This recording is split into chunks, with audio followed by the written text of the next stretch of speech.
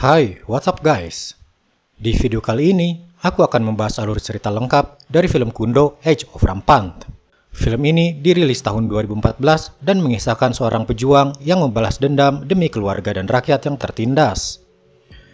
Film ini diawali dari sebuah scene yang memperlihatkan seorang pejabat yang sedang berpesta di rumahnya. Para tamu kehormatan satu persatu memberikan hadiah istimewa baginya. Seorang tamu memberikan gading gajah terbaik sebagai hadiahnya. Ada juga yang menghadiahkan sebuah teleskop untuknya. Pesta itu berlangsung meriah dan memperlihatkan betapa berkuasanya pejabat itu. Sementara itu, di luar rumahnya, keadaan terbalik tengah terjadi. Beberapa orang yang terlihat seperti rakyat jelata sedang meminta kebaikan hati pejabat itu untuk memberikan makanan untuk mereka. Sementara itu, di dalam rumahnya, pejabat itu merasa senang karena mendapat hadiah yang sedemikian banyak. Ketika dia masuk ke kamarnya, seseorang tak dikenal sedang duduk di sana memakai sebuah topeng. Pejabat itu merasa ketakutan dan menyuruh pengawalnya untuk melindunginya. Tapi, pengawal itu ternyata adalah teman orang yang memakai topeng tadi. Di luar, seorang wanita memberikan minuman pada seorang pengawal dan tiba-tiba dibuat mabuk karenanya. Wanita itu bernama Mahyang. Mahyang tiba-tiba memukul seorang pengawal dan mulai terjadi keributan di sana. Ternyata semua ini adalah pemberontakan yang dilakukan oleh sekelompok orang bernama Kundo. Mereka melakukan ini pada seorang pejabat yang korup yang melakukan pemerasan terhadap rakyat kecil hingga melakukan bisnis ilegal. Maka dari itu, Kundo ini sekarang melakukan pemberontakan dan mengambil semua makanan dan harta benda milik pejabat itu, lalu dibagikan kepada rakyat miskin. Tak hanya itu, pejabat itu pun dieksekusi hukuman pancung atas semua kesalahannya. Para Kundo ini diibaratkan seperti Robin Hood, mencuri dari orang kaya dan membagikan hartanya pada rakyat miskin. Sementara itu, scene berpindah pada seorang pemotong daging ternak bernama Dolci. Setiap hari dia bekerja memotong daging hewan dan mengantarkannya pada para bangsawan dan pejabat. Suatu hari, dia mengantarkan daging kepada seorang bangsawan yang kaya raya. Tiba-tiba, seorang kepala pelayan di rumah bangsawan itu menawarkan suatu pekerjaan untuknya. Dia pun diajak untuk menemui anak dari bangsawan tersebut. Anak bangsawan kaya itu bernama Joyun. Joyun memberikan tawaran pekerjaan kepada Dolci, yaitu membunuh seseorang. Targetnya adalah seorang perempuan dan dia tinggal di kuil di sebuah gunung. Karena merasa dirinya hanya seorang pemotong daging rendahan dan tak kuasa menolak perintah dari seorang bangsawan, dia pun menyanggupi pekerjaan tersebut. Pada malam harinya, Dolci mulai melakukan tugasnya. Dia pergi ke kuil itu dan mengendap-endap memeriksa kamar-kamar yang ada dan mengintip ke dalam. Di sebuah kamar, akhirnya dia melihat seorang wanita yang sedang tertidur. Dengan perlahan, dia membuka pintu dan masuk ke kamar itu. Dia pun langsung mengacungkan pisaunya dan bersiap untuk membunuh wanita itu. Namun, ada keraguan dalam dirinya sehingga dia hanya diam terpaku. Lalu wanita itu tiba-tiba terbangun. Dolci langsung panik dan kabur keluar.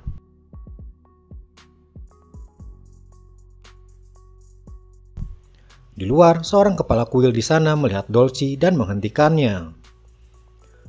Kepala kuil itu menasihati Dolci, namun Dolci tak mau mendengarnya dan pulang lagi menuju rumahnya.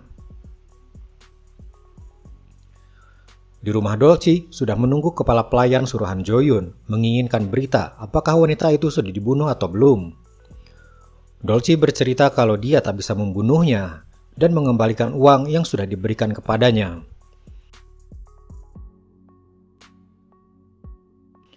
Joyun yang mendengar berita ini tak bisa menerimanya. Dia lalu mengutus kepala pelayan tadi dan beberapa prajuritnya untuk menghabisi Dolci. Dolci yang tak tahu apa-apa tiba-tiba diserang oleh para prajurit. Ibu dan adiknya juga tak luput dipukuli oleh mereka. Mereka bertiga lalu disekap di sebuah gudang. Dolci melawan mereka, tapi mereka malah membakar gudang itu. Para prajurit itu lalu mengunci Dolci dan keluarganya di dalam, sementara api terus membesar. Lalu seluruh gudang itu terbakar bersama dengan Dolci dan keluarganya. Esok harinya Dolci ternyata masih hidup, namun ibu dan adiknya sudah tewas terbakar.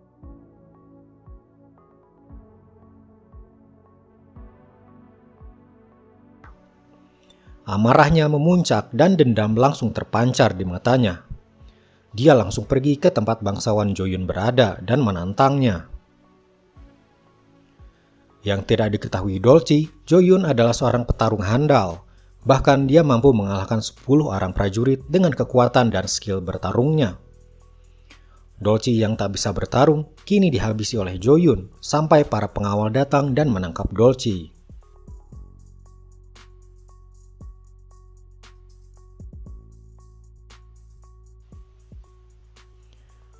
Malam harinya, Dolci dibawa keluar untuk dieksekusi karena telah berani berulah melawan bangsawan Jo-yun. Di tempat eksekusi, terlihat sebuah lubang penuh dengan tubuh-tubuh bergelimpangan. Para algojo bersiap untuk mengeksekusi Dolci, tapi tiba-tiba dari belakang, seseorang menyerang para algojo itu. Dia adalah salah satu anggota Kundo dan mencoba menyelamatkan Dolci. Dolci pun diselamatkan dan dibawa ke tempat persembunyian Kundo. Tempat persembunyian itu berada di antara dua gunung, tersembunyi dari dunia luar. Dolci pun bertemu dengan para Kundo yang lain dan juga seorang guru, yang ternyata adalah kepala kuil yang pernah Dolci temui tempo hari. Yang membuat Dolci makin terkejut, di sana dia juga bertemu dengan wanita yang dulu Dolci akan bunuh. Ternyata wanita itu adalah salah satu selir bangsawan, ayahnya Jo-yun, dan dia sedang mengandung anak laki-laki. Waktu itu, Jo-yun menyuruh Dolci untuk membunuh wanita tersebut karena dia tak ingin ada ahli waris lain yang akan menjadi saingannya. Ayahnya Jo-yun sudah tua dan sakit-sakitan, dan jika dia meninggal dan tak ada ahli waris lain, Jo-yun otomatis akan mewarisi semua kekayaannya.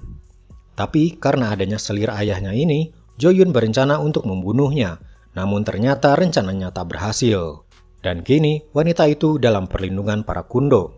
Dan Dolci sekarang pun sedang dibaiat untuk masuk ke dalam Kundo juga. Dolci menerima tawaran masuk ke dalam Kundo karena dia dendam pada Jo-yun yang telah membunuh ibu dan adiknya di peristiwa kebakaran tempo hari. Dan selama 2 tahun, dia berlatih bela diri di hutan bambu untuk meningkatkan skill bertarungnya. Karena suatu hari nanti, dia ingin membalas dendam pada Jo-yun. Sementara itu, di tempat Jo-yun, dia makin berulah. Dia berpura-pura meminjamkan padi untuk para rakyat miskin untuk digunakan bertani oleh mereka. Tapi ketika mereka tak bisa membayar, lahan pertanian mereka akan Jo-yun rampas. Besarnya lahan pertanian yang Jo-yun rampas tak sebanding dengan pinjaman yang dia berikan kepada mereka. Jo-yun pun sengaja membuat surat perjanjian yang berisi persetujuan kalau mereka tak bisa membayar, lahan mereka akan diberikan secara sukarela. Bahkan rela menjadi budak Jo-yun.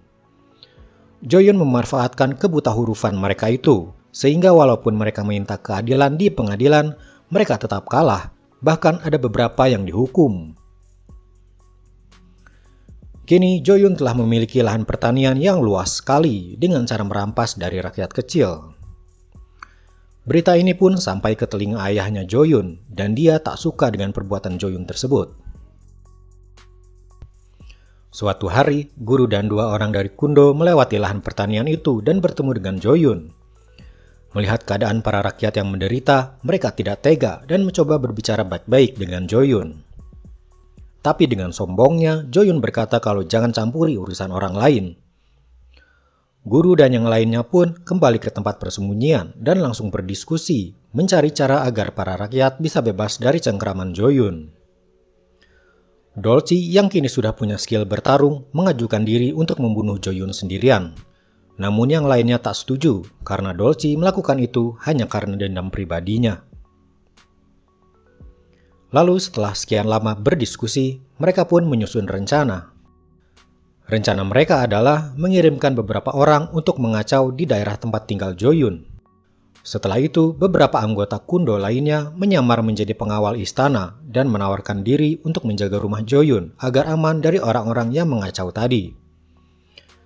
Joyun pun tertarik dengan hal itu, dan dia mulai melihat seperti apakah para prajurit istana yang akan melindungi rumahnya itu. Di sana, Dolce menjadi salah satu yang menyamar. Ketika Dolce melihat Joyun, dia sudah tidak tahan dan menggenggam erat pedangnya erat-erat. Namun karena teringat kalau ini bukan ajang pembalasan dendam, maka dia bisa menahan diri. Lalu ketika tengah malam tiba, kepala pelayan mengetuk kamar Joyun. Ketika pintu terbuka, ternyata Dolce ada di belakang kepala pelayan itu dan akhirnya bisa menghadapi Joyun secara langsung. Perkelahian pun terjadi dan Dolce mulai mengeluarkan skill bertarungnya. Tapi Joyun memang terlalu tangguh dan Dolce beberapa kali kewalahan menghadapi Joyun. Ketika Joyun lengah, Dolce kabur dari situ dan menaiki kuda. Joyun berlari mengejar Dolce, keluar dari kota dan melaju terus menjauhi rumahnya. Saat itulah rumah Joyun tak ada yang memimpin, sehingga para kundo yang menyamar langsung menyerang para pengawal dan penjaga. Mereka langsung menaklukkan rumah bangsawan Joyun dan membagi-bagikan makanan dan hasil pertanian pada rakyat miskin. Tentu saja itu membuat para rakyat senang. Ternyata kaburnya Dolce adalah disengaja untuk membuat Joyun jauh dari rumah, agar para kundo bisa membagi-bagikan makanan untuk para rakyat. Selain itu, Joyun pun terus digiring memasuki perangkap. Hingga di suatu tempat, para kundo sudah menunggu Joyun. Joyun pun masuk perangkap dan dikepung oleh para kundo. Di dalam keadaan terjebak, Joyun melihat anak panah melesat ke arahnya. Tapi dia berhasil menghindar. Para kundo yang lain langsung menyerang Joyun, namun Joyun ini terlalu tangguh bagi mereka. Puluhan orang tak bisa menumbangkan Joyun. Bahkan Dolce yang ada di sana ikut terluka dan segera dilarikan untuk diobati. Kini tinggallah Joyun dengan seorang kundo yang ahli bela diri. Tapi Joyun masih tetap di atas angin dan kundo ini berhasil ditusuk dengan pedang Joyun.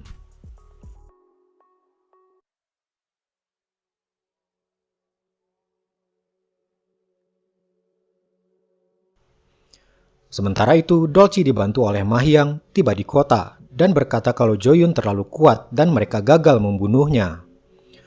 Sang guru berkata kalau dia ingin melihat ke sana, siapa tahu ada yang masih hidup dan bisa diobati. Ketika guru tiba di sana, Joyun muncul dari kejauhan dan tahu kalau semua ini ternyata ulah guru, kepala kuil yang waktu itu pernah ia temui. Guru pun dibawa ke ruang bawah tanah dan disiksa. Joyun mencoba mengorek informasi keberadaan tempat persembunyian para kundo, tapi guru tak mau memberitahunya. Sementara itu, di luar, para rakyat yang mengambil makanan pun ikut dihukum dan dibawa ke hadapan guru. Joyun bertanya sekali lagi pada guru di mana tempat persembunyian para kundo, tapi guru tetap diam.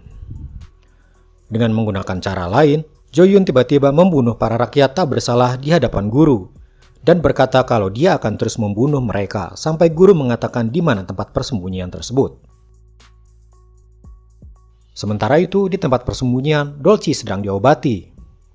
Tiba-tiba, dari atas, sebuah panah api melesat ke arah pemukiman warga yang diikuti oleh panah-panah yang lain. Semua orang panik dan berlarian. Joyun dan para prajuritnya telah mengetahui tempat persembunyian itu dan langsung mengobrak-abrik tempat itu. Ma Hyang yang sedang menggendong anak dari selir bangsawan berusaha melindunginya dengan menggendongnya di belakang dan ditutupi kain. Dia pun ikut dalam pertarungan dengan memanah para musuh. Tapi musuh terlalu kuat dan Joyun pun melihat anak itu dan langsung paham bahwa anak itu adalah ahli waris saingannya. Dia mengambil anak itu dari Ma Hyang lalu membawa anak itu bersamanya pulang ke rumah. Sementara itu, Dolce datang terlambat. Melihat semuanya sudah mati dan tempatnya hancur berantakan. Dia pun langsung pergi ke tempat Joyun untuk membalas dendam. Di rumah Joyun, kepala pelayan melapor sesuatu kepada Joyun yang membuat Joyun panik. Ternyata anak yang dia bawa hilang. Dia pun mencari ke seluruh ruangan. Dan anak itu ternyata sedang digendong oleh ayah Joyun. Ayah Joyun kini mengetahui kalau ahli warisnya telah ditemukan. Ini membuat Joyun marah hingga dia mencekik ayahnya sendiri hingga ayahnya tewas. Sementara itu di luar sesuatu sedang terjadi. Dolci telah tiba di kota itu dan dengan menggunakan senapan mesin, dia menembak semua prajurit yang ada di situ. Rakyat yang melihat itu terbakar semangatnya untuk ikut memberontak, sehingga kini Dolci dibantu para rakyat menghabisi semua prajurit yang ada di situ. Lalu mereka pergi mendatangi rumah Joyun. Di dalam rumah, Joyun menggendong anak itu dan sepertinya tidak tega jika harus membunuhnya. Tak lama kemudian, Dolci telah tiba di rumah Joyun. Joyun keluar sambil menggendong anak itu. Pertarungan antara Dolci dan Joyun pun dimulai.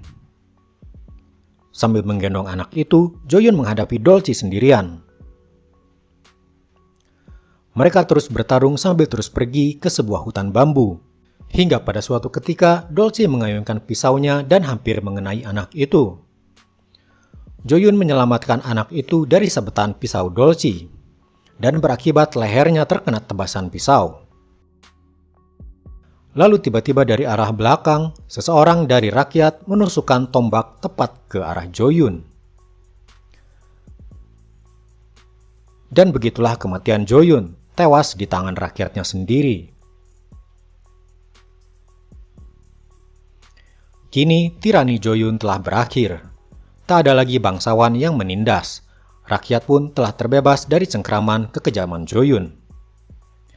Dan film pun selesai. Nah, itulah guys, seluruh alur cerita dari film Kundo The Age of Rampant. Film ini mengisahkan suatu kondisi di mana rakyat yang ditindas oleh pemimpinnya suatu saat akan memberontak dan mendapatkan keadilan. Maka jadilah pemimpin yang adil dan bijaksana yang dapat mensejahterakan rakyatnya. Oke, segitu dulu aja video kali ini. Kalau ada request film lainnya, silakan komen di bawah. Terima kasih sudah menonton. Sampai jumpa di video selanjutnya.